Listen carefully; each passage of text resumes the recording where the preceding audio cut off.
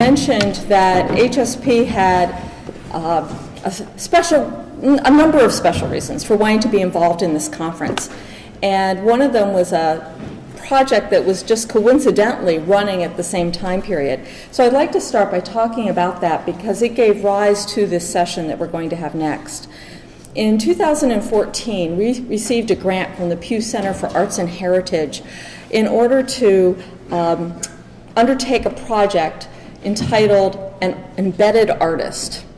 The idea of this grant, or actually it has many goals, but one of its main focus was to take the idea of an artist in residence to the next level, that an artist would actually become a staff member and help us plan programs through his or her sensibilities, networks, and interests, and in that way to hopefully enlarge our audience to include people who are interested in different kinds of cultural events, not just history. So we have an embedded artist named Ian Gordon. He's an award-winning playwright out of New York City, and he usually is down here once a month, and unfortunately he couldn't make it work out to be here today. He's in Seattle today on another production. But nonetheless, he put together this session for the conference. We were very fortunate to get matched up with Ian because his interest when he writes plays is often in exploring marginalized history.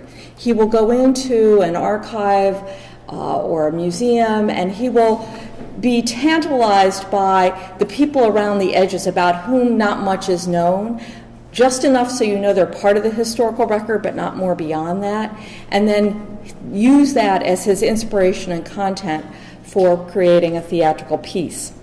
So he started here a little more than a year ago, had full reign of our collection to choose what it was he was going to take as his inspiration for this next work. And obviously, we won't be talking about today, he chose the John Fryer collection. He will be, I dare say, is now, but probably will be for the near future, the only person to have read everything in the John Fryer collection, which is 217 boxes that are open to the public. There are additional files that are still restricted. And so he's been working his way through that and working on creating this performance that will occur in May at the Painted Bride. So do stay tuned for that. Look for announcements of that. Along the way, as I said, he's helping to plan programs, including the session here today. There will be two programs that preview his play, early script readings, one in November 18th, and then another in March, on March 30th. And in both of those, he'll also be bringing out different aspects of John Fryer's life. So we sort of have to start with, well, who's John Fryer? In many ways, in the work we've begun to do, we've discovered that he is not as well-known name as Frank Kemeny or Barbara Giddings, and yet he was there with them at least one very seminal moment. Ian had gone to the Reminder Day festivities back around July 4th, for instance, and noticed that Fryer's name never came up, which was, on one hand, to him both a disappointment and an opportunity, he said, for the work he was going to be doing. So I don't know how many of you know much about John Fryer. I will just give the simplest of background here, because I don't want to give away our presentation. He was born in Kentucky in 1937. He went to medical school at Vanderbilt University and then did a residency in Topeka, Kansas. He moved to Philadelphia in 1964, working first briefly at Penn and then spending the majority of his career at Temple. And he certainly worked in areas having to do with gender equality, and that became a cause for him. But his professional work had a lot to do with death and dying and grief kinds of counseling. He had a very strong avocation, almost a second career, one could say, as an organist, and our March program in particular is going to be exploring the music of John Fryer. But the reason that we talk about him today, that he sort of ends up with a place in history books, is something that he did on May 2nd of 1972 when he went to the American Psychiatric Association's convention and presented a speech. Today we're going to hear readings from writings of John Fryer, including part of that speech. And our reader will be, over here, Brian McCann. We also will be having a reading from another person, from Barbara Giddings, by Deborah Alessandra. But to put it all into a whole, I would like now to introduce our MC, Dr. Stephen Sokol, who is Clinical Associate Professor at the University of Pennsylvania's Perelman School of Medicine.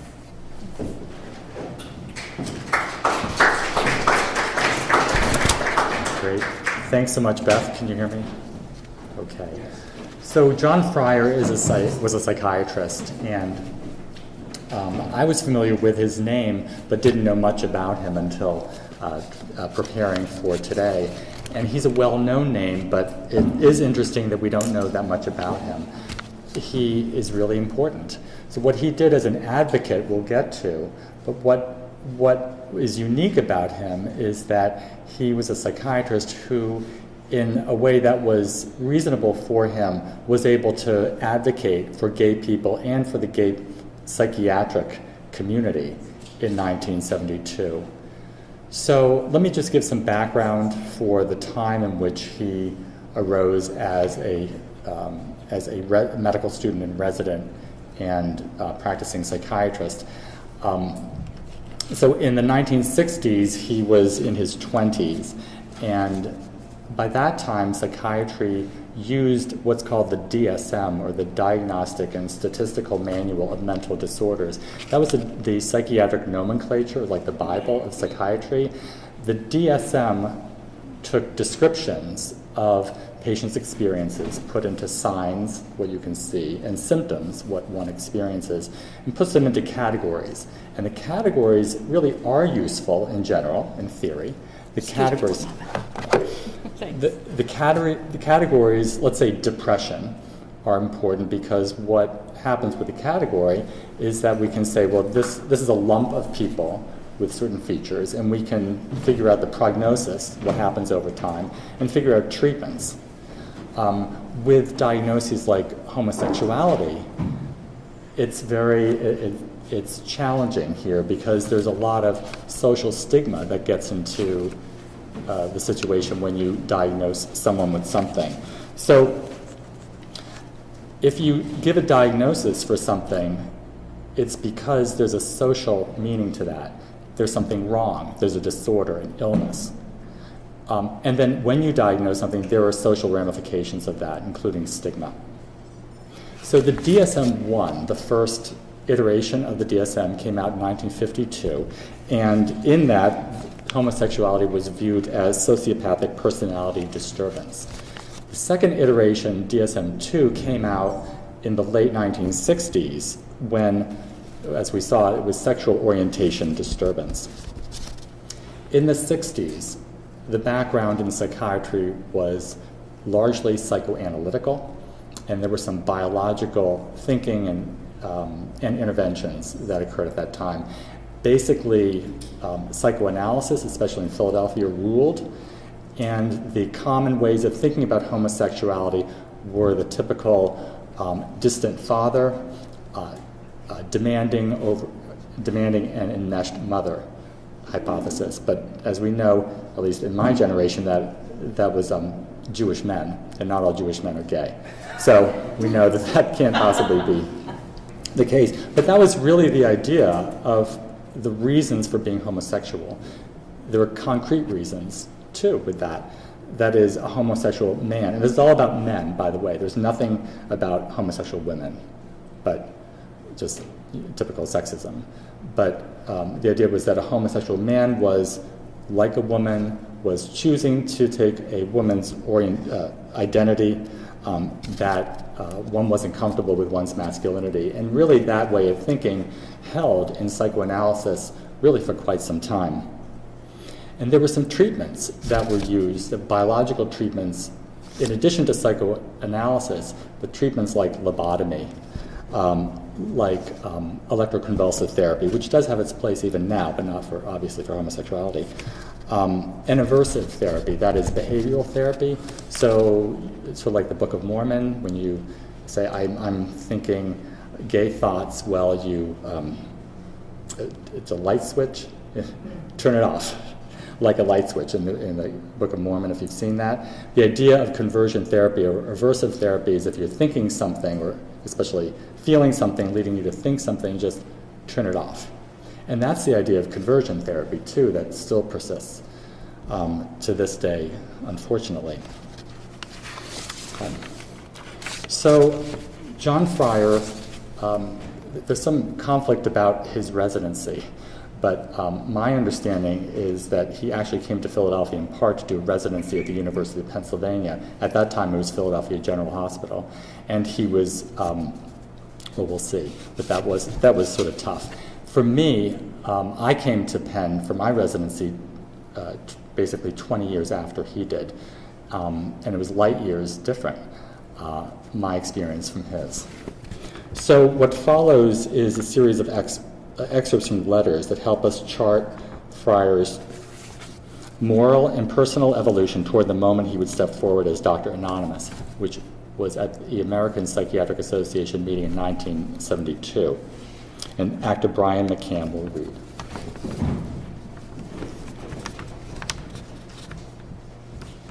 This is from February 28, 1961. Dear family, a woman from here in Nashville who works as a medical arts pharmacy is watching her husband die in the room next to the office where I am typing this. We all have to live as if tomorrow was going to be the last day, since who knows, it may well be. It should be hoped that we wouldn't need this incentive, yet I am scared to say otherwise. Part of our human nature that we cannot forget some things and yet cannot seem to remember others. I don't know what effect this has on you. It's the effect that death has had on me, and I had to communicate it. So he was 23 when he wrote that, and at this time in the 60s, people wrote letters, and that was actually the way people communicated well to each other. And we'll see, we can see also Frank Kameni's letters, which are written in a book called Gay is Good.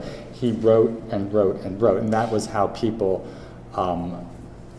would communicate their thoughts. So he was writing to his family, and before reading number 2, when he was 26, I'll say that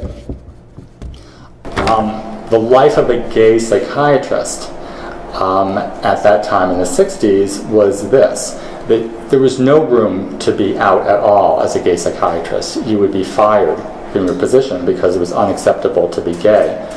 So what we find is John Fryer's work is very helpful in, eventually helping the DSM rid itself of the diagnosis of homosexuality, but also for gay psychiatrists. His work allowed gay psychiatrists to be able to live in a more authentic, or in an authentic manner. So life as a resident at the University of Pennsylvania was different then than it is now. So these days, when you're a resident, a doctor in training, you have a cap of 80 hours a week, 16-hour days at the most. It's a salaried job. You do not live at the hospital. But in the 60s, when you were a resident, you were employed basically as an apprentice at the hospital. You often would live there in close quarters with other people who lived there. There was less privacy, and you were working pretty grueling hours. As well, it was a requirement at many psychiatric residency programs to be in psychotherapy or psychoanalysis. Now, if it was impossible to be out as a psychiatrist in your job, what did it mean in your therapy or psychoanalysis? Basically, it wouldn't be possible to be out, and then that really limits the usefulness of that treatment. So on October 17, 1964, dear families, this is a letter which I put off writing just about as long as I can. Just over a month ago, an incident occurred which resulted in my being asked to leave the Department of Penn. It was not my fault, any more than it was anyone else's, and certain people with some influence in the department protested rather loudly, but the head of the department had made up his mind and we let it stand. For some years, there has been a whole constellation of problems in which this is only the manifestation of one aspect. I had thought about getting into psychotherapy and always put it off, thinking I could work it out myself. I therapy at that time that I was relieved of my duties. And it was their feeling that I should continue in therapy, but they could not keep me on in the department. Now I feel that I should make it clear that the fact that I was in psychotherapy was beneficial rather than harmful, and that it was very necessary to me. I'm sitting in analyst here in Philadelphia, and I will continue to see him for some time. The head of the department was most vindictive about all of this, and has made some allegations which are false. Lest there be harm to me in the future, work, licensure, or I am presently seeing a lawyer and will define very clearly what the department can say about me, which is not libelous. I know that all this is difficult to understand, and I am afraid I cannot explain more fully. I am happy now. I feel that this will only put me off from my ultimate plans and make me a little better psychiatrist when I do finish. And I hope that I will live up to the expectations which you have had for me. This is from February 3rd, 1965. Dear family, my analysis goes well. He's a really wonderful person, very understanding and wise. Besides all that, I get the feeling he thinks that your son and brother might just be worth something after all. Okay, so we get the sense that Dr. Fryer was very vulnerable to the analyst's opinion of him, which is completely understandable. With any diagnosis or disorder, we're vulnerable to what we think society thinks about us. So our self-esteem, in part, comes from the feedback we get from other people or that we think we get from other people. If the idea in psychoanalysis is that there's something wrong with you if you're not heterosexual, then that you really incorporate that into yourself. Luckily, he had a psychoanalyst who was compassionate, and my guess is probably most psychoanalysts were compassionate. But the idea in psychoanalysis, like strict psychoanalysis, is that the analyst is right and mature, and the patient is perhaps wrong and immature. That's a very vulnerable position to be in. Thank goodness Dr. Fryer had a compassionate analyst. This comment that he makes to his parents, besides all that, I get the feeling he thinks that your son and brother, to his siblings, might just be worth something at all. Might be worth something at all. That's really poignant. As if he thinks, well, maybe he's not worth anything at all.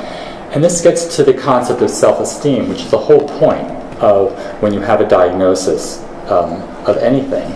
A diagnosis means there's an illness, a disorder, something's wrong. So there's something wrong with you if you have a diagnosis. And that's why the idea about getting rid of a diagnosis in the DSM is so critical, because if it's diagnosed, then there's something wrong. Fast forward to DSM-5, which came out in 2013 with the evolution of transgender issues. So gender identity disorder had been there in previous DSM iterations. In DSM-5, with a lot of controversy and a lot of science, this was changed to gender dysphoria, or discomfort with gender. We'll get to more about that. Dr. Fryer had faith, and that probably helped him through a lot of this. He also had, it suggested that he had some community of other people, activists, probably other psychiatrists, and the idea of a psychiatric community was very important. From November 1964, dear family, I'm sure that many of the things which I am trying to understand at this time would seem ridiculous to you. It's that way with the mind. Try to find these things in oneself, to try to work them into some kind of usable new self, to try to arrive at some state of health. It is not simply a matter of self-control, which one does by some kind of resolve. One needs help, at least I do. I will try to be more punctual in writing in the future, but do not despair if I do not write. I am okay. Love, Joe. And he might not have continued in correspondence with his family, or his family might not have been open to any correspondence, but he was continuing that. He left Penn. My understanding is he completed his residency at Norristown State Hospital in the suburbs here. and then went on to Temple, where Temple embraced him. He was not out there. And what he did was he had a love for travel. He wound up spending his career serving underserved populations. So that included gay people, drug-addicted and alcohol-addicted people. And he became a full professor in community psychiatry. Community psychiatry is psychiatry to basically underserved populations. And that was popular in the 70s and 80s especially, and he made quite a name for himself, as I understand, in there. In the late 60s, backing up, there were activists who wrote a lot of letters and spoke with each other, Frank Kameny, Barbara Giddings, and activists were trying to get people to rethink the idea about homosexuality. And within the APA, the American Psychiatric Association, there were rumblings and protests and speaking at the 1970-1971 American Psychiatric Association meetings with the idea of we need psychiatrists to broaden their thinking regarding homosexuality. From August 13th, 1967. Dear family, dear ones, I have chosen a life which is not oriented around my family or any other safe place. I could have settled down with a nice family in a nice white suburb, traveled in nice safe Europe, treated nice paying patients in an office. On this score, I'm pretty sure that I could call my shots. And probably been quite secure. I guess that you all would have heard regularly under such circumstances, and I wouldn't have to go around so much. I did not choose to be secure, and therefore I have problems, and I may be in danger, and I am not worried. The section of Philadelphia through which I walk every day is where the riots were in 1964. And if there were to be riots again, they would be in the same place. I only hope that my work, in some small way, can prevent these riots from happening. As far as Africa is concerned, I do not plan to travel in those portions which are in active war when I go. So you see, you have raised a peculiar son, but you have raised him.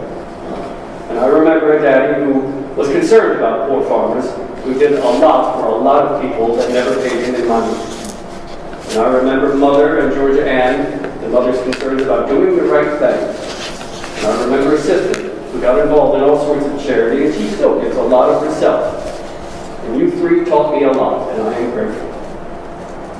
Now, if I see some problems that you don't, and I have something to offer, I'm afraid I can't hide that light under some safe bushel. I'm afraid, I'm sorry. And that doesn't mean that I don't love you all very much. Maybe it means I love you more. There is a hymn that I dearly love, number 437, in the Episcopal hymnal. They cast their nets in Galilee just off the hills of brown, such happy, simpler fisher folk before the Lord came down. Contented, peaceful fishermen before they ever knew the peace of God that filled their hearts brimful and broke them too. Young John, who trimmed the flapping sails, homeless in tantrums, died. Peter, who hauled the teeming net head down, was crucified. Peace of God is no peace, but strife, closed in the side. Yet brothers prayed for but one thing, the marvelous peace of God. Love, John. So Dr. Fryer was very connected with his family. Part of his sense of himself is he is the son of people who instilled values that he valued. You know, he worked with people who didn't have the means. He wanted to do the right thing. He thinks it's important. He was a man of faith, so that helped him. And he was a man who still felt connected with his family.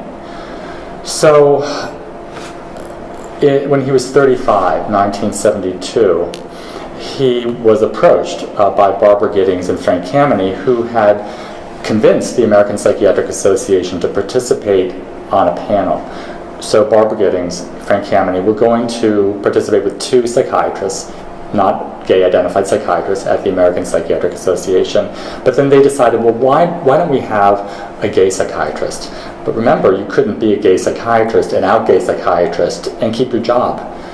So what's really remarkable about Dr. Fryer is he risked his life, really, to participate on this panel.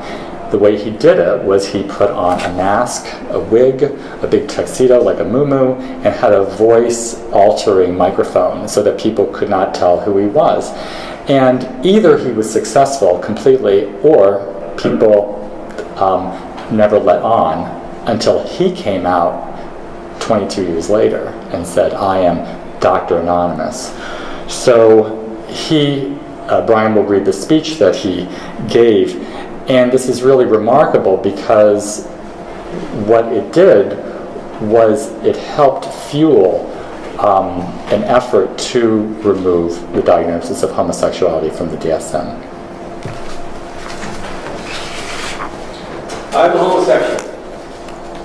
I'm a psychiatrist. Like most of you in this room, I'm a member of the APA, and I am proud of that membership. However, tonight I am, so far as it is possible, a we. I attempt to speak for many of my fellow gay members of the APA, as well as for myself. When we gather at these conventions, we have somewhat glibly come to call ourselves the Gay PA. Several of us feel that it is time that real flesh and blood stand up before this organization and ask to be listened to and understood, insofar as that is possible. I'm in disguise tonight in order that I may speak freely without conjuring up too much regard on your part about the particular whom I happen to be. I do that mostly for your own protection. I can assure you that I could be any one of more than 200 psychiatrists registered at this convention, and the curious among you should avoid all risk of paranoia, cease attempting to figure out who I am, and listen to what I say. As a psychiatrist who is a homosexual, we all must know our place and what we must do to be successful. If our goal is high academic appointment, a level of earning capacity equal to our fellows, or admission to psychoanalytic institute, we must make certain that no one in a position of power is aware of our sexual preference and or gender identity. We cannot be seen with our real friends, our real homosexual family, lest our secret be known and our dooms sealed. There are practicing psychoanalysts among us who completed a training analysis without mentioning their homosexuality to their analysts. Those who are willing to speak out openly will do so only if they have little to lose. As psychiatrists who are homosexual, we must look carefully at the power which lies in our hands to define the health of others around us, in particular. We should have clearly in our minds our own particular understanding of what it is to be a healthy homosexual in a world which sees that application as an impossible anachronism. One cannot be healthy and homosexual, they would say. One other result of being a psychiatrist who is a homosexual, we are required to be more healthy than our heterosexual counterparts. We have to make some sort of attempt through therapy or analysis to work out our problem. And many of us who make that effort are still left with a sense of failure and persistence of the problem. We could continue to cite examples of this sort of situation for the remainder of the afternoon. It would be useful, however, if we could now look at the reverse. What is it like to be a homosexual who is a psychiatrist?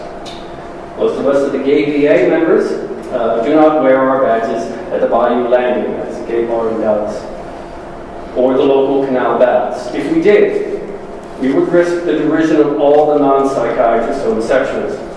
There is much negative feeling in the homosexual community towards psychiatrists. And those of us who are available are the easiest targets on which the angry can vent their wrath. Finally, as homosexuals to our psychiatrists, we seem to possess a unique ability to marry ourselves to the institutions rather than wives or lovers. Many of us work 20 hours daily to protect institutions who would literally chew us up and spit us out if only they knew the truth or chose to acknowledge the truth. Here I would speak primarily to the other members of the gay PA who are present tonight, although all of you are welcome to keep my words. When you are with fellow professionals who are denigrating the facts, the queer, don't stand identify. When fellow homosexuals come to you for treatment, don't let your own problems get in your way. Develop creative ways to let patients know that they are all right. And then teach them everything they need to know. Refer them to other sources of information with biases different from your own, so that the homosexual will freely be able to make his own choice. Finally, pull your courage up by the bootstraps and discover ways in which you, as a homosexual psychiatrist, can be appropriately involved in movements which attempt to change the attitudes of both homosexuals and heterosexuals towards homosexuality. For all of us have something to lose. We may not be considered for that professorship. The analyst down the street may stop referring his overflow. Our supervisor may ask us to leave on a temporary leave of absence. We are taking an even bigger risk, however, in not living fully our humanity, which all of the lessons it has to teach all the other humans around us. This is the greatest loss, our honest humanity. And that loss leads all those others around us to lose that little bit of their own humanity as well. For if they were truly comfortable with their own homosexuality, then they would be comfortable with ours. We must therefore use our skills and wisdom to help them and us grow to be comfortable with that little piece of humanity called homosexuality. And that speech is a wow. And it was really very influential. And sort of like letter writing was important there, speeches were really important. Now, people listened, and some of the big names in psychiatry listened a lot, and there was an amendment, a nomenclature amendment, and then an adoption by the Board of Trustees by the American Psychiatric Association in 1973, and finally the APA, American Psychiatric Association in general, voted to remove homosexuality or sexual orientation disturbance from the DSM. 58% voted in favor, and so it was removed. But actually, there was the next edition of the DSM did not come out till 1980. And that's when I was in medical school and training, and that was ego-dystonic homosexuality. So there was still homosexuality, ego-dystonic. Ego is how you think about yourself. Dystonic as you have trouble with it. So you have trouble thinking about yourself as, or identifying yourself as homosexual. That continued in that DSM-3 until the DSM-3R revised in 1987 when it was removed completely. And a lot of momentum occurred, actually. I mean, in general, not everything is good, so there are, ups and downs. But in the late 70s, there was an organization developed called the Association of Gay and Lesbian Psychiatrists. This is a community for psychiatrists. That's pretty cool. Hundreds of members joined. It was a way for psychiatrists to feel not so alone, to be able to collaborate with each other about situations, and most importantly, to have a social life. And people would congregate at annual meetings and elsewhere. For myself, I was very familiar with that group, and that, as well as the Child Psychiatric Organization, the Lesbian and Gay Child and Adolescent Psychiatric Association, was, to me, in the early 90s, really important to have a sense of community of other practitioners. Invaluable would apply as a word. So Dr. Fryer continued in his work at Temple, in his full professorship in a home office.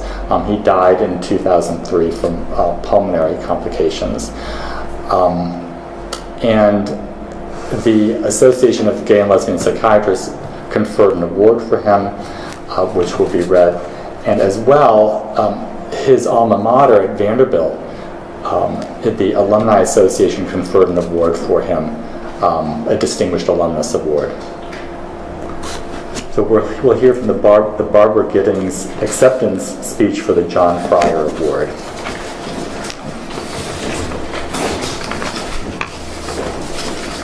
Thank you. I think it's rather short. Is mine on? Can you hear me okay? Great. So my name is Deborah Alessandro, and I had the great privilege of knowing Barbara Giddings from the time that I was a little baby type, as we say, underground there. I interviewed her for Labyrinth newspaper Anybody remember Lazar? A few people. And she and Kay were incredibly supportive. And as a 20-something, barely, I mean, I was still in college, so I was like 21, to meet two older lesbians was just an amazing thing for me. So it's my honor to deliver this. This was delivered, both Barbara and Frank Hammoney received the award in 2006, the first John Fryer Award from the APA. And I hope I will do it justice. When our American movement for full civil rights and equality for homosexuals got launched 56 years ago, we had a huge range of basic problems to tackle. We were denounced as immoral and sinful. We were punished as criminals and lawbreakers. We were labeled sick and needing a cure. We were mostly invisible as gay, which made it hard for gay men and lesbians to develop good social lives and to create a movement to battle injustice and prejudice. It's difficult to explain to anyone who didn't live through that time how much homosexuality was under the thumb of psychiatry. The sickness label was an albatross around the neck of our early gay rights groups. It infected all our work on other issues. Anything we said on our behalf could be dismissed as, that's just your sickness talking. The sickness label was used to justify discrimination, especially in employment and especially by our own government. Some brutal methods for curing us in vogue at one time included incarceration in mental hospitals, lobotomies, and aversion therapy. The latter is where they show you pictures of the wrong kind of sexual partner and give you an electric shock, and then show you pictures of a person you should like and play nice music to persuade you to change your choice of sexual partner. There were, of course, other efforts at curing homosexuality that were less physically brutal, including psychotherapy, but they all thrived on the notion that homosexuality was bad for the individual and for society and should be fixed. You can see more on this in the documentary video called One Nation Under God. Though the film was mainly about the faith ministries that try to convert gays to heterosexuality, it's chock full of anecdotes on psychiatric cures and footage of psychiatrists expounding on how sick homosexuals are.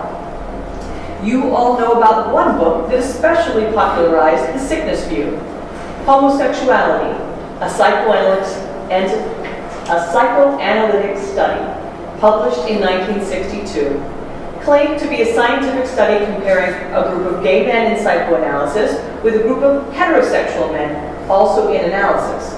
The authors, including Dr. Irving Bieber, pumped in at the beginning their belief that homosexuality was psychopathological, and they worked their meager statistics up and down and sideways and low. At the end, they plucked out those beliefs as scientific conclusions. What a shameful work. More shameful is that it was uncritically accepted at the time. I'm not aware of a single review or comment in the contemporary psychiatric literature that pointed out that the Bieber authors failed to follow science. This bothered me. I talked to a psychologist, Dr. Fritz Flutgiger. He wrote a detailed critique of the Bieber study called Research Through a Glass Darkly. It was published in the 1966 issue of The Ladder, the magazine of the National Lesbian Organization, the Daughters of Politis, which I was editing at the time. Unfortunately, Dr. Flutgiger was not an MD analyst, and his review was not published in a professional journal. But reaction was building to the sickness label's bad effect on gay individuals' self-image and on our movement's fight for equality. One of the psychoanalysts who participated in the Bieber study gave a public lecture in December 1964, plainly titled Homosexuality, a Disease. 4 gay protesters showed up. They demanded and got 10 minutes of rebuttal time for their spokesman. Another key event was the anti-sickness statement adopted in 1965 by the Mattachine Society of Washington, D.C., and many other gay organizations. Eventually, gay groups were demanding official reconsideration of homosexuality as sickness. A petition to the American Psychiatric Association appeared in a lesbian newspaper in 1971. We were talking We were taking a proactive stand saying, we are the experts on homosexuality. Changes in thinking were brewing among psychiatrists, spurred in part by the pioneer work of the 1950s by psychologist Dr. Evelyn Hooker, who challenged traditional views about homosexuality. Psychiatrist Dr. Jed Marmer was especially influential because of his own evolution away from the old orthodoxy. A good account of the developing shift is in Ronald Bader's book, Homosexuality and American Psychiatry, The Politics of Diagnosis, published in 1981. Things came to a head in 1970 when gays invaded several psychiatric meetings, targeting in particular sessions on aversion therapy.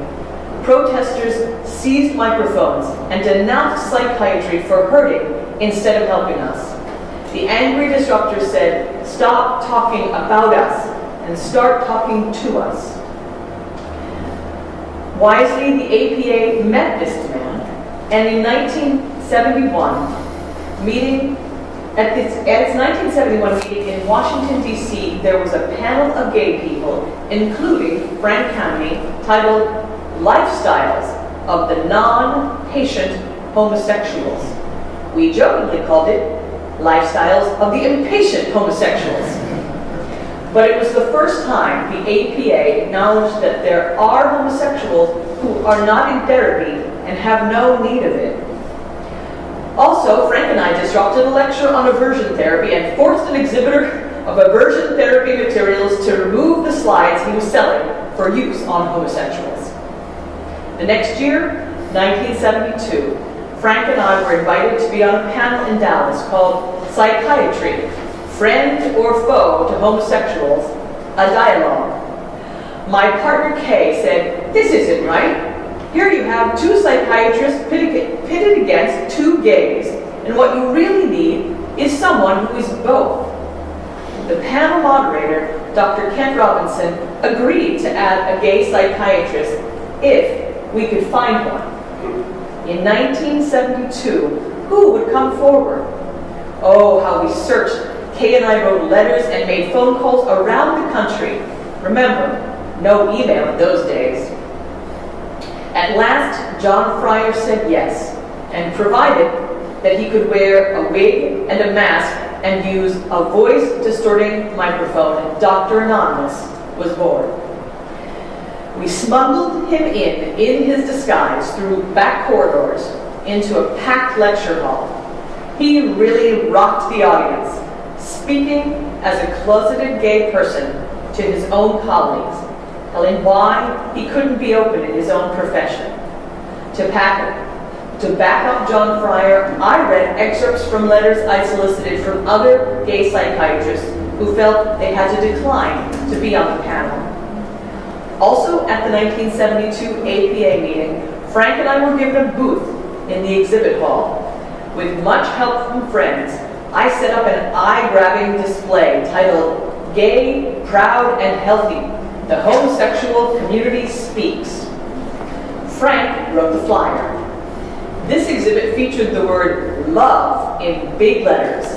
I think it was the only place in the whole convention where the word love appeared. There were more eye-openers for the psychiatrists.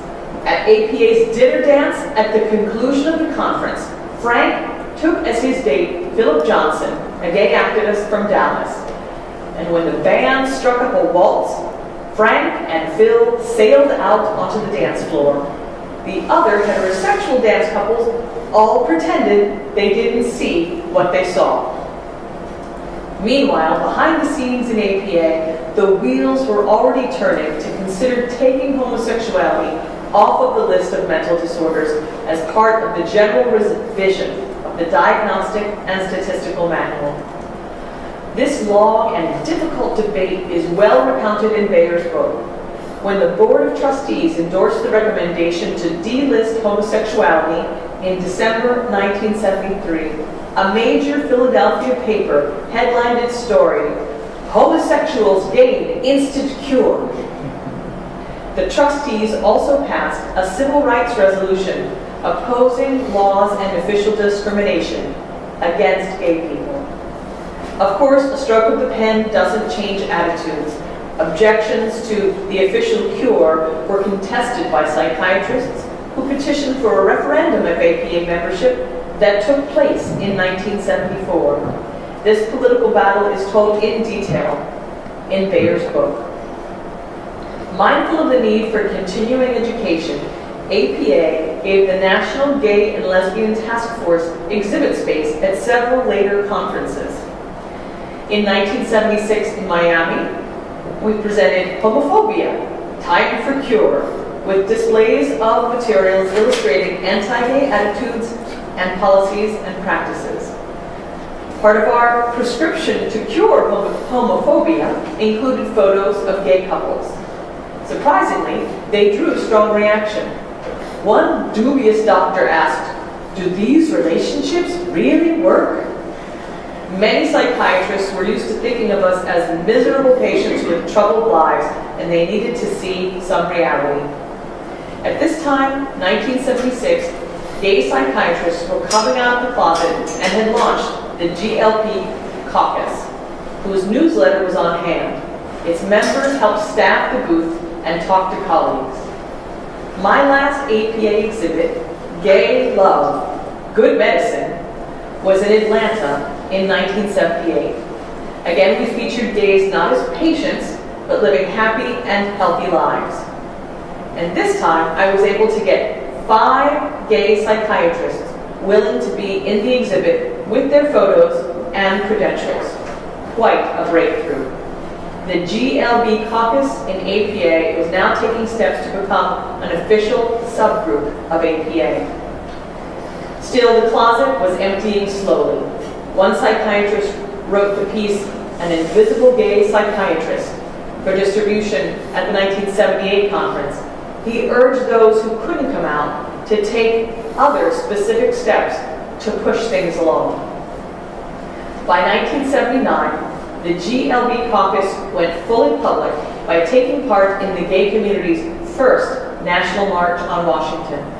You know well the rest of your history. I am thankful to the American Psychiatric Association and to the Association of Gay and Lesbian Psychiatrists for recognizing my and Frank Hamony's work towards healing the wounds of prejudice and discrimination. I'm sure John Fryer would be thrilled and deeply gratified, as I am, for having an APA award presented in his name, and for the first one to go to Frank and myself. By drawing attention to the disguise and secrecy, by drawing attention to the mask and the damage it does, Dr. H. Anonymous helped tear away disguise and secrecy. He gave courage to his fellow gay and lesbian psychiatrists to be fully themselves and to affirm, in Frank's great motto, that gay is good. The gay community's mental health improved dramatically when we spoke up for ourselves and took charge of our own destiny.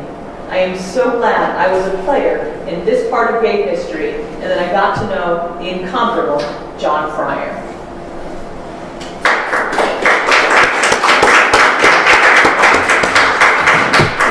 Thank you, Deborah. I mean, really, John Fryer was really instrumental in pushing forward, helping push forward the change in psychiatry, not only for people in general, but also for psychiatrists. So for psychiatrists not to be able to be authentic, to be wearing a mask, you just think, you know, how limited one can be in helping other people.